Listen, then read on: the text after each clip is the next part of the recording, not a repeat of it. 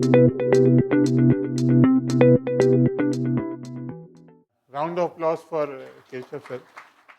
A very important role is for a lot of young superintendents out here.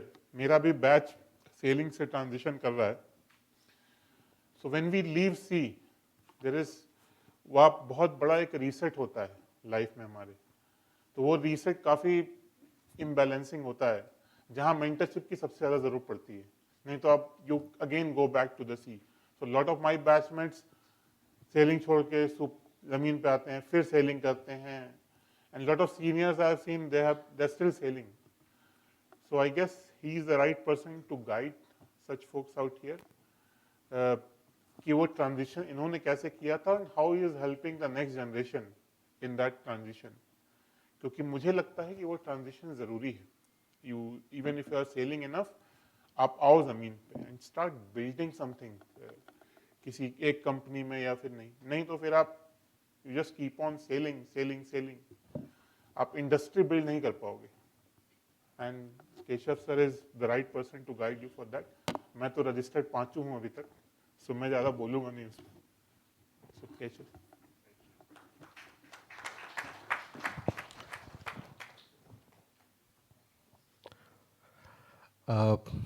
Good afternoon to the very august gathering here. I see many distinguished seniors from the maritime industry. So it's a great privilege and honor to be holding the mic and sharing my thoughts. Prateek, of course, when he was inviting me, he told me that there'll be many aspiring people who are making their transition from sea to land, and that I should say something to, get them going, inspire them. So I'll try to do my bit, and thank you for giving me Manisha's slot. It happens to be before lunch, which is when people are supposed to be awake and attentive. हाँ, वो मनीष का करिश्मा है. वो सोते हुए को भी जगा सकता है. For people who know Manish. So yes, I will recount my journey as I got into the maritime world, and from there went on to sail and finally make it ashore. And while I recount my journey, I will also share my musings, my thoughts at particular junctures of my life. And after recounting my journey, I'll come back to it because I'm stitching a story which is built out of my personal narrative, which I hope goes on to show how certain things happen in our lives because we find ourselves there. How other things happen in our lives because we aspire to build them for us. So life, at the end of the day, is a combination of both. So I was born in Calcutta. I did my schooling there.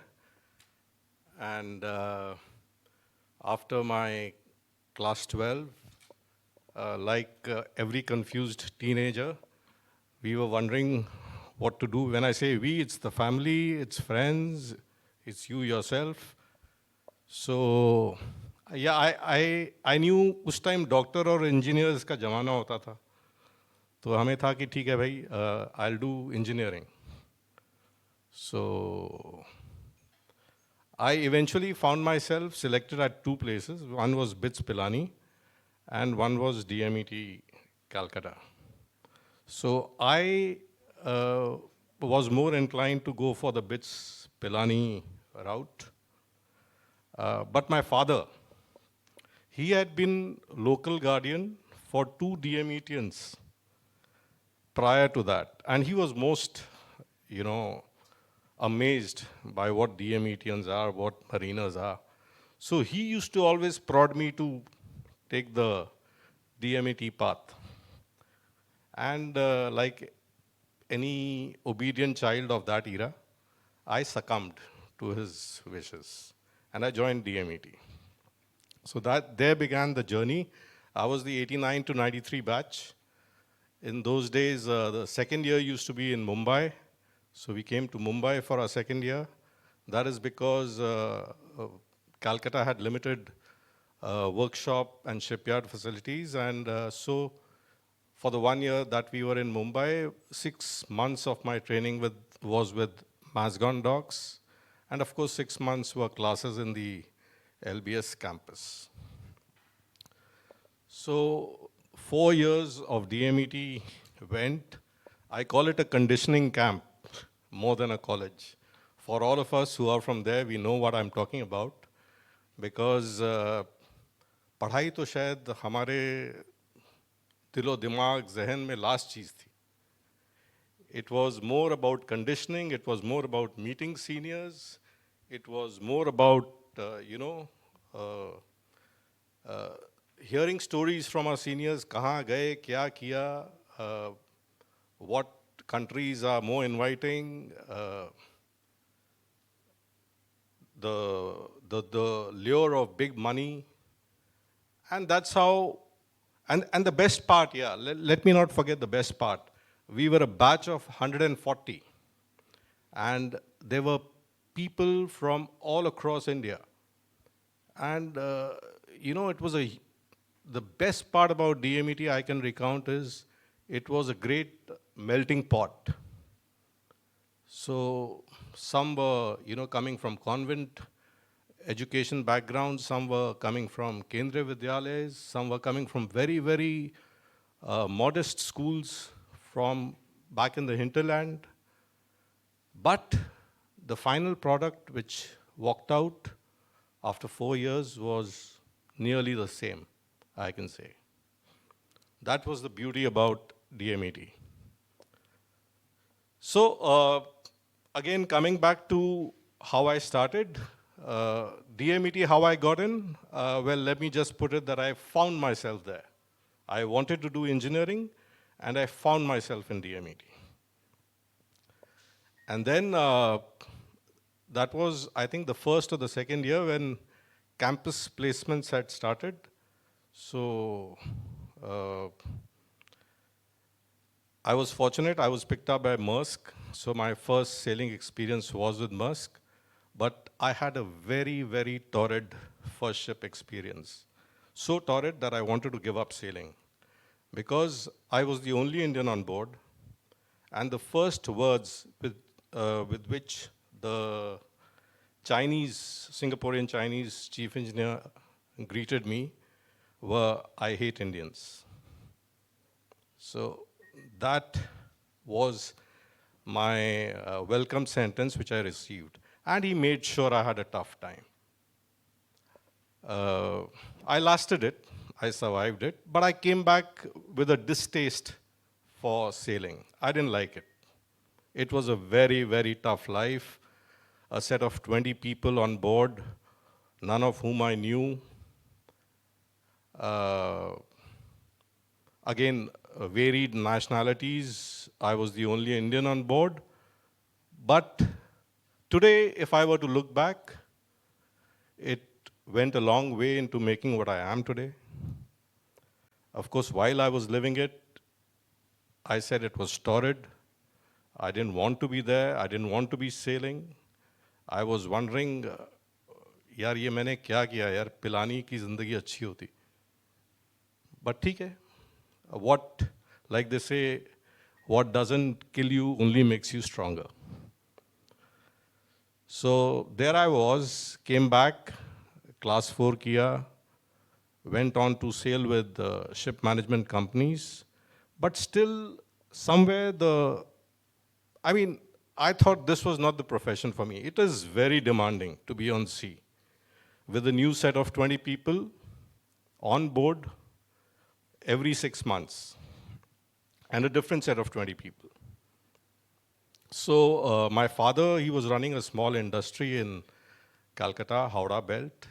So he was making springs for the railway wagons, the undercarriage springs. So that was a family business. And I thought, let me try and make a switch. So when I was doing my second class, I said, Dad, I want to work with you. I don't want to be sailing. So he dissuaded me. He says, beta, business is not so easy, to go back on Pratik's words. So I said, no, I want to give it a shot. I'm here for my exams, and I need to be doing a course for 6 months. Give another months for me to clear it. So 1 year I am here, so let me give an attempt. So I worked with him. I attended his factory, and in the evening I used to come back and study for my exams and things like that. But parents are always right. So in a year and a half, I realized, yeah, this is not for me.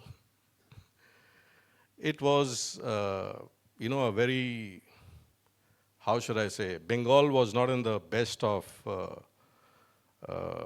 business modes at that time and for many years.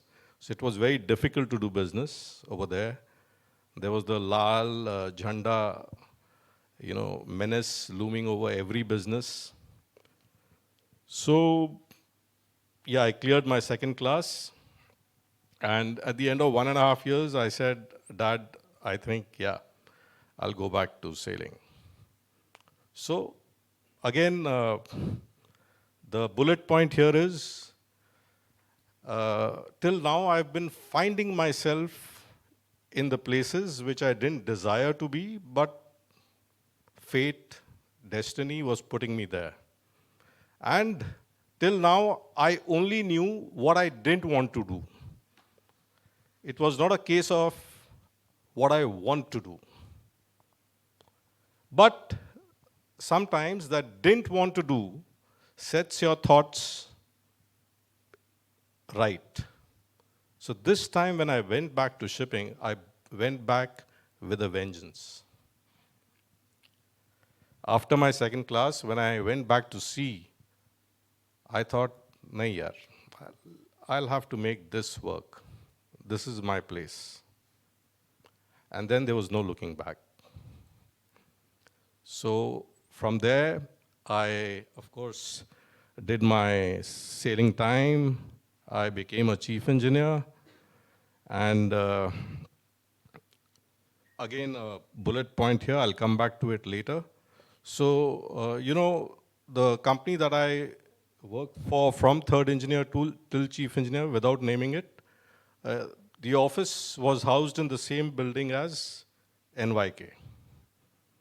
But I stuck to that company because of the sheer charisma, the sheer personality of the crewing head. तब हमें ऐसा लगता था कि हम इस आदमी के लिए काम कर रहे हैं, इस कंपनी के लिए नहीं. That used to be the magnetism of people, And that's what I'll come back to later. So anyways, I became a chief engineer, and then I thought, yeah, it's time to make a switch. That gentleman was on his way out, so I no longer felt the allegiance to be with that company. Plus, the ships were dwindling, so I made a switch. Of course, again, our brotherhood is very strong in DMET. So the seniors who are already there, they try and coax you in, they try and pull you. And so I found myself knocking on the doors of NYK. And I joined NYK Ship Management in 2004 as a chief engineer. I sailed on 3 of their ships, PCC ships as chief engineer. But then that, that knocking, that gnawing started happening within me. Ki, now what? I set out to be a chief engineer. Like Pratik said, वो pipeline में जाओ तो chief engineer बन के निकलोगे. तो अब chief engineer तो बन गए, अब क्या करें? तो उस टाइम natural progression होता था कि go on to become a superintendent. So again, NYK was kind enough to offer me a role in the Singapore office. as a vessel manager. Again, some seniors, including Mr. Garg, facilitated it by, saying, "Ye theek hai, isko le lo." That works a lot in our industry. So there I was, 2007. I didn't aspire to be a superintendent, but again I found myself there. Right? 2007, I went to Singapore as a vessel manager. And again, out there, that time our MD was another very, very strong personality, Mr. Hemant Patania. I consider him my mentor, and the things that I've learned from him, they'll stay with me for life. I try to pass it on to my juniors. I try to pass it on to my children.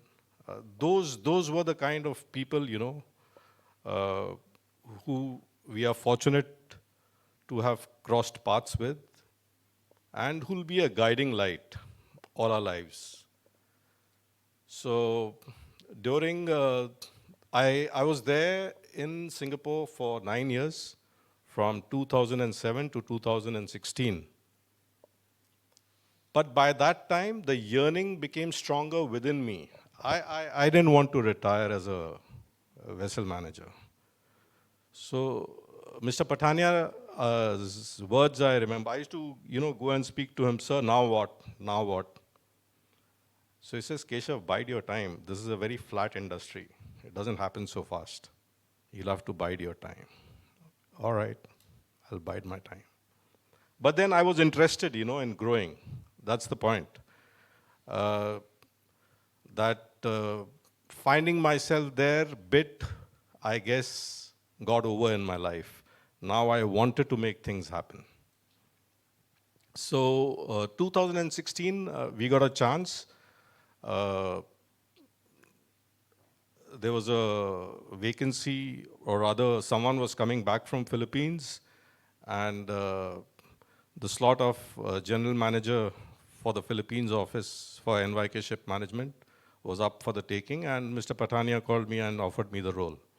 So I went to the Philippines, 2016. My family didn't want to go.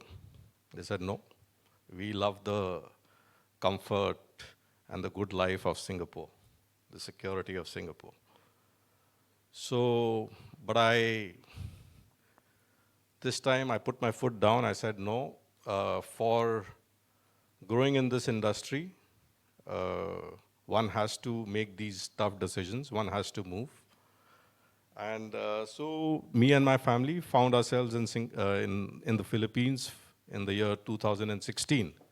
So I stayed there for 6 years, 2022, till middle of 2022, in NYKSM Philippines, Manila. And guess what? Today, when I and my family look back at those years, we consider them the best years of our lives. I didn't want it at one point, but looking back today, for me and my family, they were very rewarding professionally. As a family, my children grew up there. They did their schooling there. Those were wonderful years. And Philippines is a place which, welcomes you with open arms. They're very civil people, kind people. So that was a great time. And now what happened, in this Philippines period of my life, in 2019, I lost my dad, who was the beacon of my life. So, and me being the only child of my parents, so that yearning grew in me ki, nahi yaar, mummy akeli hai.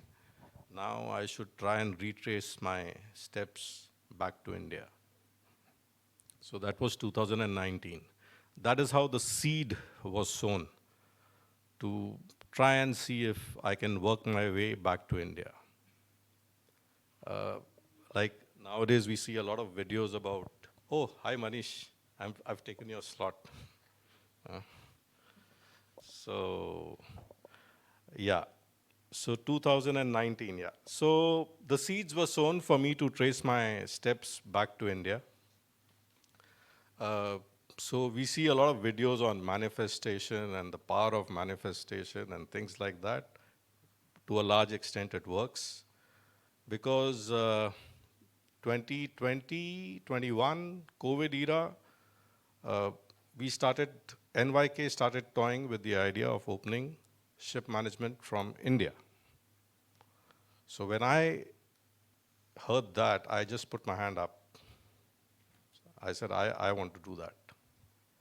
So in the middle of 2022, me along with two more guys and Mr. Patania, we came back to India and we opened our ship management outfit from here under the aegis of NYK Ship Management Singapore.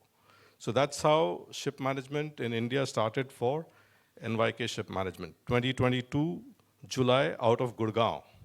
So we had an RPSL office here in Andheri in Mumbai.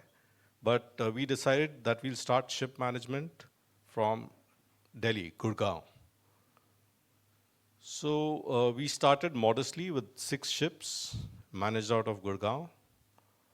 And then slowly we grew in numbers as the principals gained more trust for our Indian operations. The number of ships added, and finally they decided to go big. So they decided that we'll merge all operations and we'll all relocate to Mumbai, and in Mumbai it'll be Navi Mumbai. So that's how from 1st of January 2025 we shifted our office to Navi Mumbai, Seawoods, and we combined all operations and started adding the whole gamut of ship management departments. Today we have all departments under our belt, including accounting, procurement, insurance, fleet support, including ship recycling and things like that. So small start, steady growth, but I'm happy to say that today out of our Navi Mumbai office, of the 140 ships which NYK Ship Management manages, technically, 50 of them are managed out of the Mumbai office, and the numbers will grow. So, the latter part of my journey has been more of aspiration rather than finding myself in a place.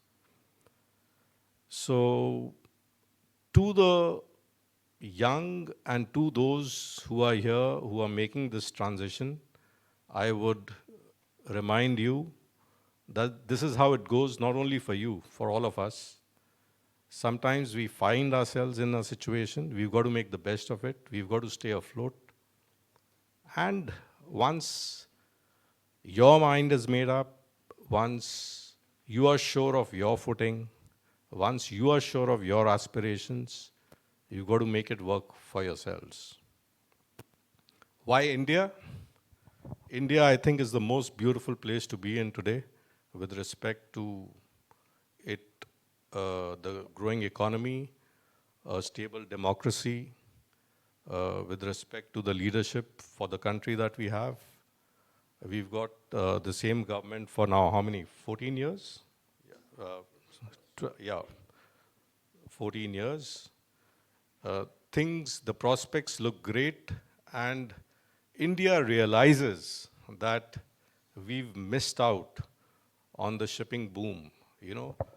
We've got a peninsular coastline. Our kind of coastline, we should have been doing much better as a shipping major. But we've lost out somewhere.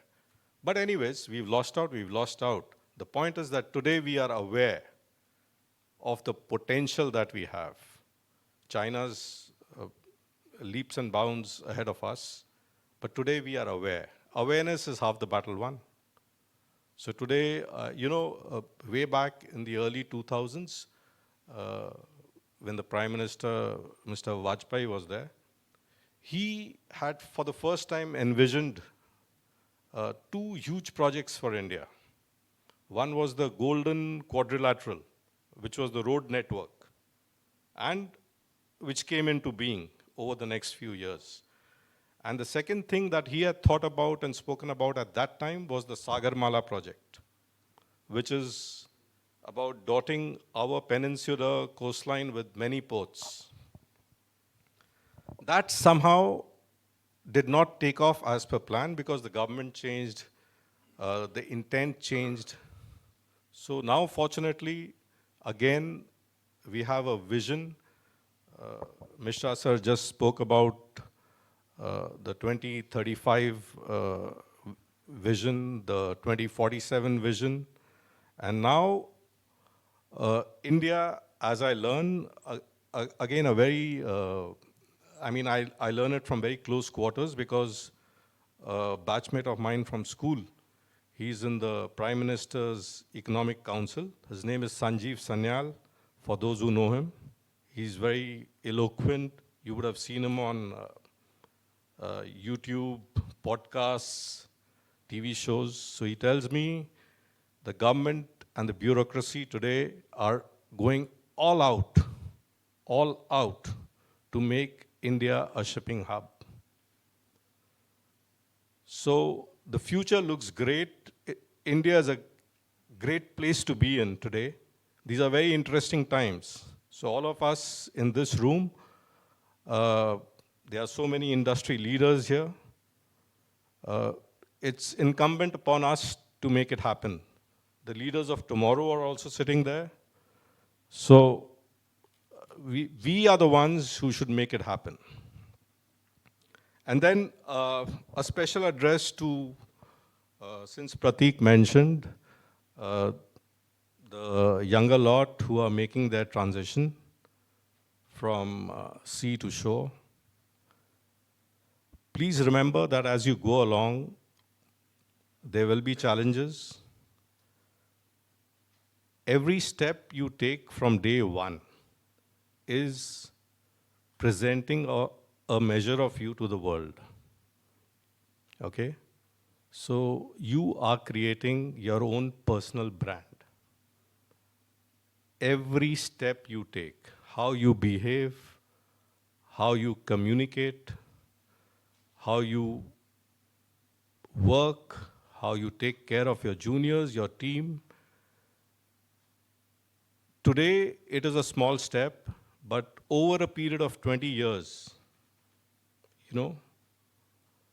like I said, I was working for a certain company because of the sheer charisma of the man who was leading it, even though the offer from someone like NYK existed. So what that man had, he had a tremendous personal brand. People were ready to work for him. The company came in second. Today, I'm sure so many of us have seen examples when one of the great leaders, he makes a change from one company to the other. The entire entourage, they follow. So you ask yourself the question, are we working for the company or are we working for that leader? So that's how your personal brand comes in. Right, Manish? Not to kar de. But then that's the sheer power of leadership. That's the sheer power of charisma. So, but for getting there, remember this, that each step you take along the way is counted. So that's all I want to say. I wish the people who are coming in and joining the show industry all the very best. I hope that my words stay with you and inspire you along the way. Thank you very much.